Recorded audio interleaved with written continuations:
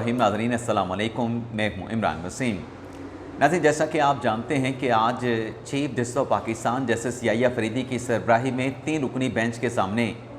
बानी तहरीक इंसाफ इमरान खान की Lahore high court के फ़ैसले के ख़िलाफ़ 8 अपीलें समाअत के लिए मुकर्रर थीं। और आज की अदालती कार्रवाई के हवाले से जिस बात का डर था, जिस बात का ख़तरा था,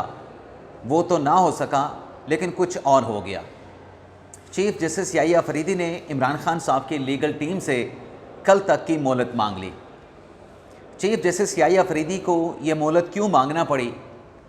इसकी पसे पर्दा वजह क्या निकली है, इस खबर की डिटेल प्रोग्राम में आपके साथ हम शेयर करने जा रहे हैं।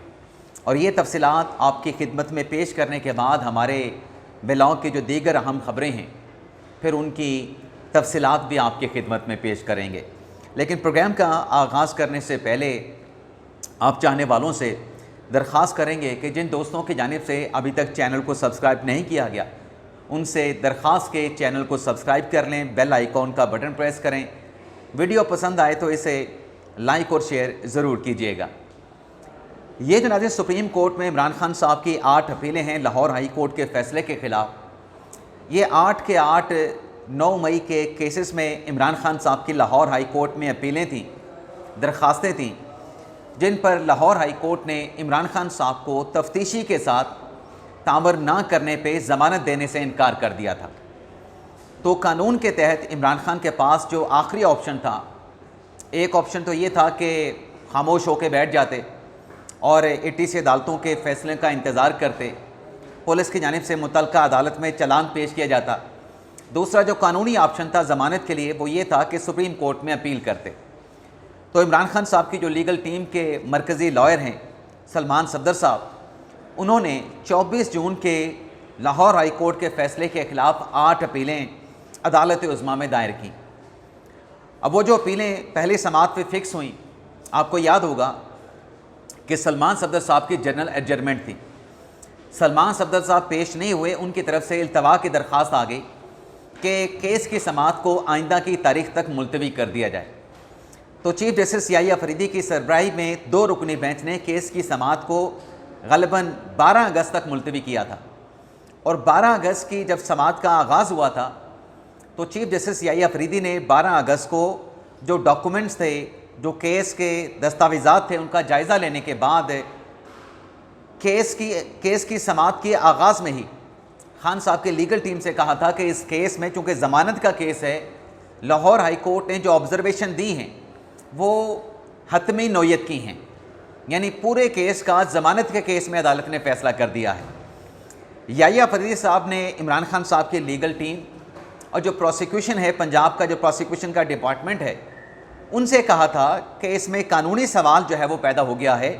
क्या ज़मानत के केस में जो हाई कोर्ट है या कोई भी कोर्ट है, वो ट्रायल कोर्ट की प्रोसीडिंग से मुतल्लिक या जो असल मुकदमा है उससे मुतल्लिक ऐसी डेफिनेट फाइंडिंग दे सकती है जो केस के ट्रायल को मुतासर करे। तो आज के दिन तक चीफ जस्टिस याहिया फरीदी ने इमरान खान साहब की लीगल टीम को और प्रोसिक्यूशन डिपार्टमेंट को हुक्म दिया था कि आप इस सवाल के ऊपर अदालत की मुआमनत करें, इस सवाल के ऊपर तैयारी करके आएँ कि क्या ज़मानत के केस में कोई भी अदालत, जब ट्रायल निचली अदालत में चल रहा है या ट्रायल निचली अदालत में अभी चलना है, चलान दाखिल नहीं हुआ, तो क्या अदालत ज़मानत के केस में डेफिनेट यानी हतमी फाइंडिंग ऑब्जर्वेशन दे सकती है। तो आज दोनों साइड के वकला ने इस कानूनी सवालात पे, इस कानूनी नुक्ते पे दलाइल देने थे। लेकिन इसमें पेशरत ये हुई कि आज जब अदालती कार्रवाई का आगाज़ हुआ तो कमरे अदालत में इमरान खान साहब के तीनों बहनें, अलीमा खान साहबा, उज़्मा खान साहबा, नरून खानम साहब, उमैर न्याजी साहब, सनाउल्लाह मस्ती खेल, न्याजुल्लाह न्याजी, आमिर डोगर, फैसल जवेद, अली मोहम्मद खान, सलमान अकम राजा मौजूद थे। जब केस को कॉल किया गया तो चीफ जस्टिस याहिया फरीदी ने कहा कि इमरान खान साहब की लीगल टीम की तरफ से कुछ दस्तावेज़ात, कुछ डॉक्यूमेंट्स जो है वो अदालत में जमा करवाए गए हैं। अफरीदी साहब ने कहा कि उन डॉक्यूमेंट्स को हमने देखना है, उसको पढ़ना है, उसका जायज़ा लेना है। तो केस की समाअत को कल तक हम मुलतवी कर देते हैं 10:30 बजे तक। इमरान खान साहब के वकील ने बात करना चाहिए तो अफरीदी साहब ने कहा कि जो डॉक्यूमेंट्स हैं वो आपकी तरफ से जमा हुए हैं, जिस पर सलमान सदर साहब ने कहा कि मैंने जो ATC अदालत के फ़ैसले हैं, जिसमें कुछ फ़ैसले 9 मई के केसेस के दिए गए हैं, मैंने वो फ़ैसले अदालत के रिकॉर्ड पे लाए हैं। चीफ जस्टिस याहिया अफरीदी ने कहा कि जो कुछ भी है ये दस्तावेज़ात ये मुतफरिक दरख्वास्त की सूरत में आपने जमा करवाए हैं, तो उसका इस केस का फ़ैसला करने के लिए उन दस्तावेज़ात का जायज़ा लेना ज़रूरी है। अफरीदी साहब ने कहा कि कल 10:30 बजे आपके केस की हम समाअत करेंगे, और साथ में प्रोसिक्यूशन को भी कहा कि अगर आपने भी इन CMAs का, इन अदालती ऑर्डर्स का जायज़ा लेना है जो सलमान सदर साहब ने जमा करवाए हैं, तो प्रोसिक्यूशन भी इन दस्तावेज़ात का जायज़ा ले लें। और साथ में चीफ जस्टिस याहिया अफरीदी ने यह भी कहा कि इन दस्तावेज़ात से हट के अगर किसी फरीक की तरफ से, किसी साइड की तरफ से कुछ और इजाफी दस्तावेज़ात भी हैं, तो वो भी आज के दिन आप अदालत में जमा करवा दें, क्योंकि कल फिर हमने ये मुकदमा सुन के इसका फ़ैसला करना है। तो 10:30 बजे तक केस की समाअत को मुलतवी कर दिया गया। अब ये जो केस की समाअत कल तक मुलतवी की गई, अब सोशल मीडिया पे कहा जा रहा है कि चीफ जस्टिस याहिया अफरीदी ने मोहलत मांग ली। ये इल्तवा चीफ जस्टिस याहिया अफरीदी की तरफ से मांगा गया है। अब नाज़रीन, हकीकत ये है कि 2 दिन पहले जो इतवार के रोज़ इमरान खान साहब के वकील सलमान सफदर साहब ने जो मुतफरिक दरख्वास्त सुप्रीम कोर्ट ऑफ पाकिस्तान में दायर की थी, उस दरख्वास्त के फ़ाइल होने के बाद मैंने जिस खदशे और ख़तरे का इजहार किया था वो ये था कि शायद जो प्रोसिक्यूशन के जो वकील हैं, स्पेशल प्रोसिक्यूटर जुल्फ़िकार नकवी साहब, वो हो सकता है कि आज अदालत से मोहलत तलब करें कि ये जो 153 सफ़ात की मुतफरिक दरख्वास्त इमरान खान साहब की लीगल टीम ने जमा करवाई है, लाहौर, इस्लामाबाद और रावलपिंडी की ATC अदालतों के जो फ़ैसले जमा करवाए हैं, इन दस्तावेज़ात का, इन कोर्ट ऑर्डर्स का, इन कोर्ट जजमेंट का जायज़ा लेने के लिए वक्त दिया जाए। लेकिन आज अफरीदी साहब ने वक्त नहीं मांगा, अपना प्रोसिक्यूशन की साइड ने वक्त नहीं मांगा, ये मोहलत जो है वो अफरीदी साहब ने मांग ली। अफरीदी साहब ने कहा कि मैं इन डॉक्यूमेंट्स को नहीं देख सका। अब वजह क्या है? हफ्ते के रोज़ जमा हुई थी, इतवार को भी जायज़ा लिया जा सकता था, या हफ्ते को भी अपना पीर के रोज़ भी जायज़ा लिया जा सकता था। उसमें वजह ये है कि हफ्ते के दिन जो डॉक्यूमेंट जमा होते हैं, जो मेरा अपना तजुर्बा है, वो फ़ाइलें वो जज साहबान के पास नहीं जाती। जज साहबान के पास केसेस की फ़ाइलें जाती हैं, जैसे आज मंडे में, मतलब मंडे के रोज़ अगर केसेस लगे हैं तो इतवार के दिन जो जज साहब के पास, या इतवार से पहले हफ्ते के रोज़ जो मंडे के केसेस की जो फ़ाइलें होती हैं वो जज साहबान को भिजवा दी जाती हैं, और जो मंगल के दिन के केसेस होते हैं उनकी फ़ाइलें पीर के रोज़ मुतलका बेंच के जज साहबान को भिजवाई जाती हैं। तो ये चूँकि आज मंगल के दिन केस लगा हुआ था और कल पीर के रोज़ इन केसेस की फ़ाइलें, जिसमें इमरान खान का केस भी शामिल है, क्योंकि आज तो कोई 30-35 से ज़्यादा case chief justice Yahya Afridi साहब के बेंच में लगे थे, तो कल पीर के रोज़ ये फ़ाइलें चीफ जस्टिस याहिया अफरीदी साहब को भिजवाई गई थी। अब सवाल ये पैदा होता है कि इन फ़ाइलों को चीफ जस्टिस याहिया अफरीदी साहब पढ़ क्यों नहीं सके? उसकी वजह ये थी कि कल अफरीदी साहब ने एक तो अपना कोर्ट किया, कोर्ट करने के बाद चीफ जस्टिस याहिया अफरीदी साहब ने 4 अहम मीटिंग्स की सरबराही की, जिसमें कौमी अदालती पॉलिसी साज कमेटी का इजलास था, जिसमें एक्सेस टू जस्टिस कमेटी का इजलास था, जिसमें लॉ एंड जस्टिस कमीशन का इजलास था, और एक मीज़ान फाउंडेशन है, उस मीज़ान फाउंडेशन का जो इजलास था उसके भी चीफ जस्टिस अफरीदी साहब ने सरबराही की। तो ये 4 इजलासेस होने की वजह से, क्योंकि कल का सारा दिन कोर्ट करने के बाद अफरीदी साहब का इन मीटिंग्स की सदारत में गुजर गया और काफ़ी हेक्टिक और लंबी मीटिंग्स थी, तो इस वजह से शायद अफरीदी साहब जो हैं इन केसेस की फ़ाइल को नहीं दे सके। लेकिन पाकिस्तान तहरीक इंसाफ का ये कहना है, जो वकील हैं इमरान खान साहब के सलमान सफदर साहब, कि हमारा जो अलायंस है इस केस में इमरान खान साहब की ज़मानत के लिए, हमारा इन्हिसार जिसमें शाह महमूद कुरैशी को ATC अदालत ने बरी कर दिया, जिसमें फवाद चौधरी को बरी कर दिया गया, इन दोनों पे अबेटमेंट का इल्ज़ाम है, आनत का इल्ज़ाम है, तो हमारा ज़्यादा फोकस जो है ATC अदालत के इन फैसलों पे है कि जब इनको बरी कर दिया गया है तो फिर इमरान खान साहब को ज़मानत क्यों नहीं दी जा सकती। ये भी शरीक मुल्ज़मान थे जिस साजिश का जिक्र किया गया कि 9 मई बाकायदा मुनज़्ज़म एक सोची समझी एक प्लानिंग थी, एक साजिश थी तो फिर उस साजिश के 2 मुल्ज़मान तो बरी कर दिए गए। अब इन्होंने जो इन्हिसार इमरान खान साहब की लीगल टीम ने इन 2 फैसलों पे किया है, ये लोअर कोर्ट का फ़ैसला है। सुप्रीम कोर्ट में जो अदालती फैसला जात पेश किए जाते हैं, जो हवाला जात दिए जाते हैं, वो सुप्रीम कोर्ट के आप दे सकते हैं। अब अगर शाह महमूद कुरैशी साहब की या फवाद चौधरी साहब की बरियत हो गई है, लेकिन लोअर कोर्ट का फ़ैसला हतमी तो नहीं, वो फैसले एपलेट फोरम पे जाएंगे, यानी हाई कोर्ट में जाएंगे। हाई कोर्ट हो सकता है उस फैसले को टर्न डाउन कर दे, तो फिर